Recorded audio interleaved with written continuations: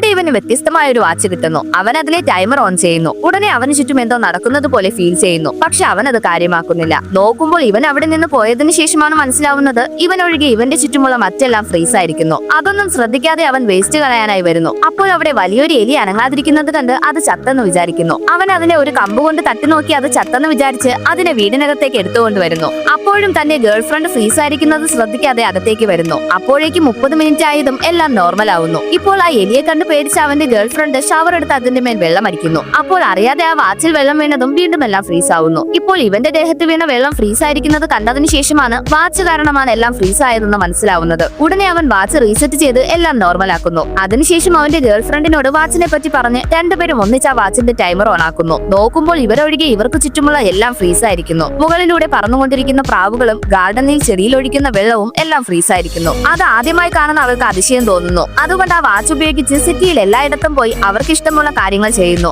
അവസാനം അന്ന് രാത്രി അവന്റെ വീട്ടിലേക്ക് തിരികെ വരുന്നു. അപ്പോൾ അവന്റെ ഫാമിലിയിലെ എല്ലാവരും ഫ്രീസ് ആയിരിക്കുന്നു. പക്ഷെ അകത്തു നിന്ന് എന്തോ ശബ്ദം കേൾക്കുന്നു. അതെന്താണെന്ന് അകത്തു പോയി നോക്കുമ്പോൾ ഈ വാച്ച് അന്വേഷിച്ച ഒരു ഗ്യാങ് ഇവന്റെ വീട്ടിലേക്ക് വന്നിരിക്കുന്നു.